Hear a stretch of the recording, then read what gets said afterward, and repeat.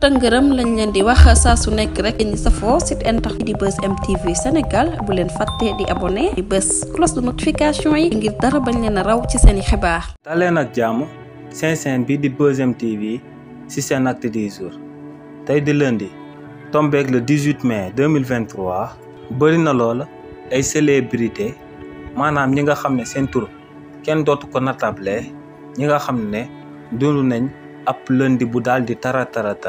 lu sabab lu tax ñu wax li ni mel moom mooy que ne tey bëri na ay célébrité yi nga xam ne dañ leen a convoqué biir tribunal ngir ñu jàkkaarloog yoon daal di leen di àtte ku jiitu ci célébrité yooyee nag du kenn ku dul kii di Wally Seck bi nga xam ne kenn dootu ko présenté ci réew mi di Sénégal lu sabab kookee di Wally Seck nam ma dem biir tribunal ñu daal di koy àtte foofee nag moom mooy que ne kiñ dippee Lamarana Diallo daa am benn oto buñ jaayoon na kii di Wally Seck te oto boobee daal di nekk marque Range Rover te kii di Lamarana ne kookee di Wally Seck dañoo sàcc oto bi ci moom ba noppi daal di ko koy jaay ci coow loolee nag jaaroon ci diggante kii di Lamarana Diallo ak kii di Wally Seck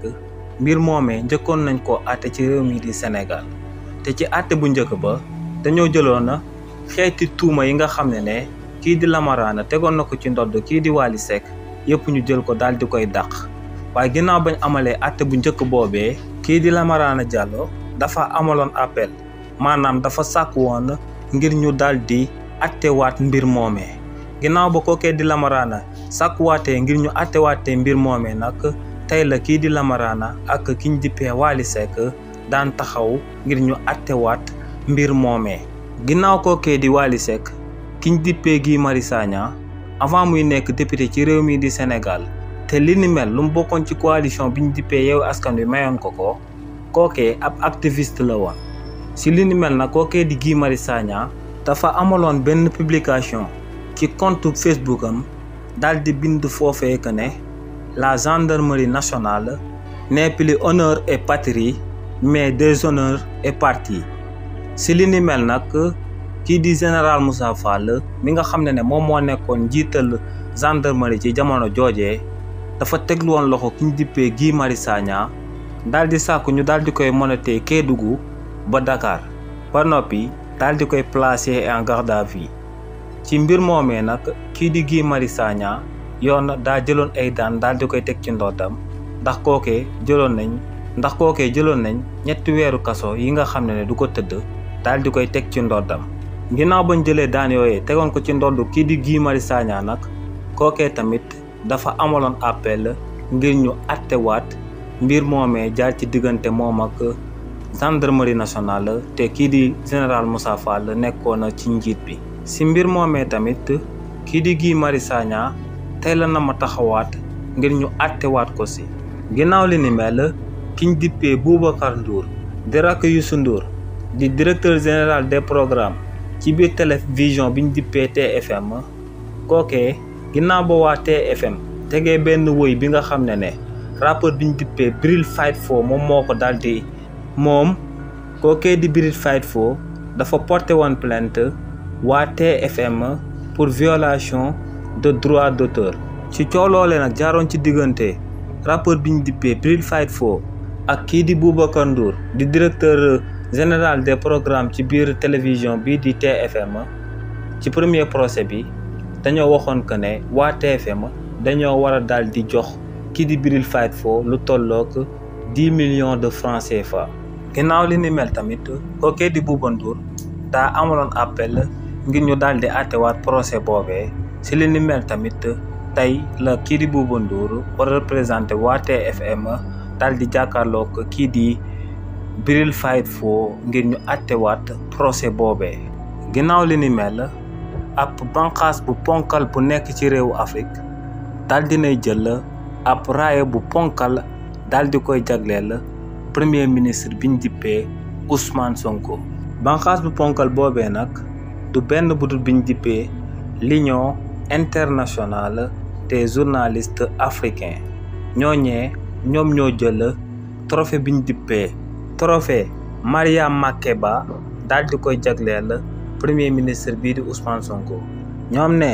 lu sabab lu tax ñu daal di jël trophée boobee daal di koy jox kii di Ousmane Sonko moom mooy que ne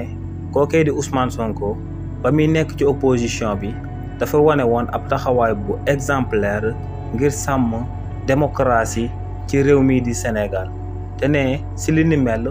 kullu politicien bu nekk ci continent africain bi da cee war a roy kii di Ousmane Sonko. waaye tamit ñoom ne beneen mbir bu sabab ñu daal di tàmm premier ministre bii di Ousmane Sonko moom mooy que ne kookee gis-gisam ci panafricanisme dafa méngoog gis-gisu génération yu daal di bokk ci époque am ne kii di Ousmane Sonko daa jóg pour suuxat liñ dippee panafricanisme daa bëgg daal di boole pays africain yi daal di leen di jëmale ci kanam ñoom ne gis-gis boobee kii di président Ousmane Sonko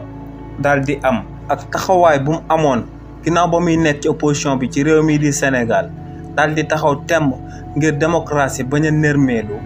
ñoom ne li ni mel moom moo sabab ñu daal di jël trophée boobee kookee di Miriam Makeba nga xam ne taxawaayu addunaam yëpp te doon xeex ngir Afrique nekk benn daal di koy jox kii di président Ousmane Sonko mu daal di nekk lumière kookee di Miriam Makeba. ginnaaw li ni mel procès bu doon jaar ci diggante kii di président Ousmane Sonko ak ki ñu dippee Mame Mbaye Niang te ci procès boobee ñu jëloon ay daan yu 10 daal di koy teg ci ndodd kii di Ousmane Sonko ndax kookee waxoon nañ ko ne daa war a jël 200 millions de francs CFA nampaay daal di koy dampee kii di Mame Mbaye Niang waaye tamit kookee tëjoon nañ ko juróom benn weeru kaso yi nga xam ne du ko daal di tëdd li ni mel nag sababoon na kookee di président Ousmane Sonko mënut woon a bokk ci élection présidentielle 2024 ñu jëm waaye ginnaaw bu àtte boobee nekk ab àtte bu définitif mbir moomee daa am lu bees ndax corps de contrôle bi ñu dippee Cour des comptes ginnaaw ba mu amalee ab rapport daal di koy jëmale ci projet bi ñu dénkoon kii di Mame Mbaye Niang ci atum 2018 jàpp atum 2021 ñooñee ñoo ngi soog a daal di fësal rapport boobee li ni mel nag mën naa sabab ñu daal di ibbiwaat dossier bi nga xam ne dafa jaaroon ci diggante kii di président Ousmane Sonko ak kii di Mame Mbaye Niang ndax ci yoon ci réew mi di Sénégal dañoo wax que ne même buñ amalee ab procès ba daal di boucler procès boobee bu fekkee ne ci même affaire boobee dafa am ay éléments yu bees yi nga xam ne mën naa changer verdict final bi loolee mën naa sabab ñu daal di ibbiwaat procès boobee te ci coow lu jaaroon ci diggante kii di Mame Mbaye Niang ak kii di président Ousmane Sonko foofee si luñ doon wax moom mooy ndax rapport am na wala rapport amul léegi nag Cour des comptes daal dinay fësal ba mu leer nañu ci bët sénégalais yi que ne rapport am na